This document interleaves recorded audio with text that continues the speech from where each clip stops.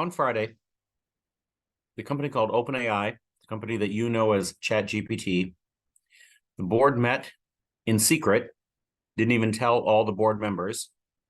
They met in secret without the board chair, a guy by the name of Greg Brockman, who's the president of the company. The rest of the board met without him and decided behind their backs to fire the CEO, Sam Altman, and the president, Greg Brockman. They invited them in for a Google Meet, which is incredibly funny because the company that has invested 49% of the money into OpenAI is Microsoft. And so they didn't use Microsoft Teams, they used Google Meet. I find that hilarious. And so Microsoft owns 49% of the company. A company called, or an investment firm called Sequoia Capital owns 20% of OpenAI. And the board met in secret and did not notify the Microsoft or Sequoia Capital that they were about to fire the CEO and president of the company. And so at 12:30 Pacific Standard Time, they enter this Google Meet, and Sam and Greg are both informed that they have been fired. And at that moment, they sent the release to Microsoft, and a few minutes later, the CEO of Microsoft, Satya Nadella, became aware that the company that they've not only invested 49% of the company, but that all of the computing power of ChatGPT runs through Microsoft. So it's more than just the financial investment. It's literally, it is the infrastructure that is running OpenAI. Yeah. So over the course of the weekend, OpenAI, which has 750 employees, the employees all signed a letter saying that they want to follow Sam. They do not, what the board did is wrong. They want to follow Sam.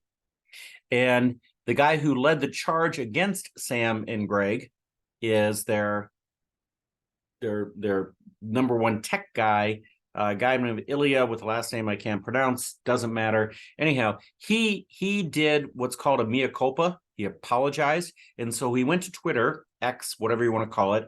He went to Twitter and apologized.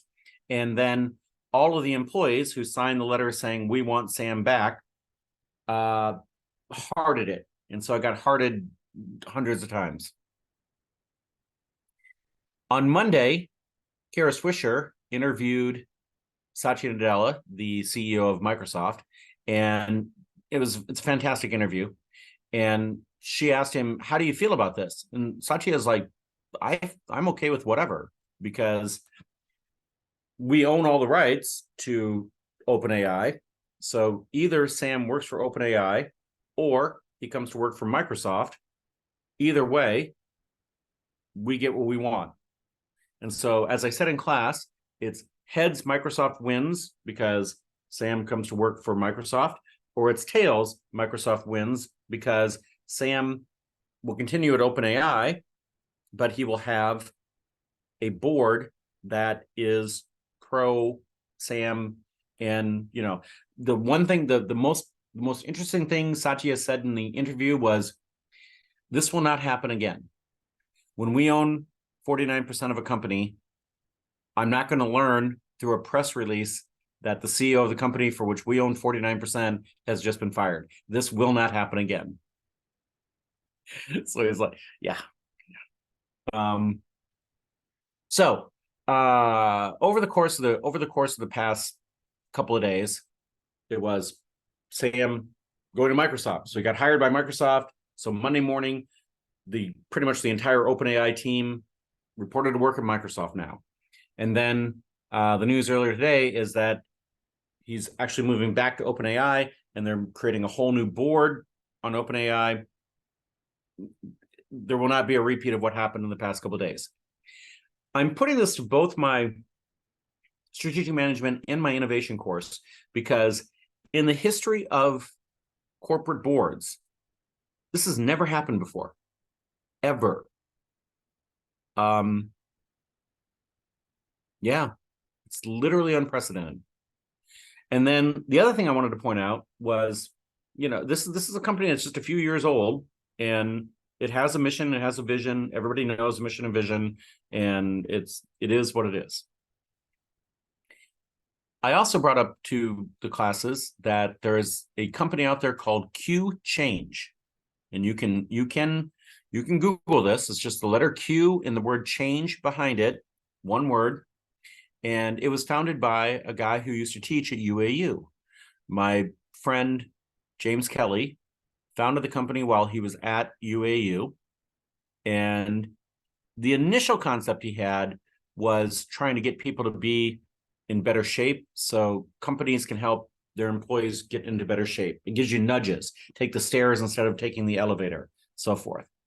And then he changed it because earlier, a decade ago, James started interviewing people who are at the very top of corporations across America.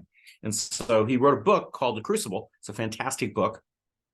And where he interviews people who are at the very top of companies. And so what he morphed Q Change into was creating a thing that works within Microsoft Teams that when a mid-level executive has a meeting, or people at the top executives, when you have meetings, you can get feedback from the people at the meeting. Did the meeting go the way you wanted? And so from that feedback, it will make you a better leader. And I'm not here to give the pitch for Q Change, but I was there when James came up with the idea and we talked a lot. I was very surprised a couple of months ago when James posted on LinkedIn that he is leaving Q Change. He's out. And so I reached out to him and talked with him, and we talked about why he got out and all that good stuff. But corporate governance is huge. The point I made in the last quiz for both classes is that the number one reason why startups fail is not because of money. It's not because they don't have a good product idea or good service idea. It's more often than not arguing among the founders, arguing something about corporate governance. That's the main reason that startups fail. So, anyhow, I wanted to be able to show this with something with the PDF of what I covered with class, but the PDF I have is not the right PDF. I think everything I said is pretty straightforward, so I'm not even going to take any time to edit this. If you were there, great. If you were not there, listen to it twice, ask your friends for notes, whatever. But you'll be okay.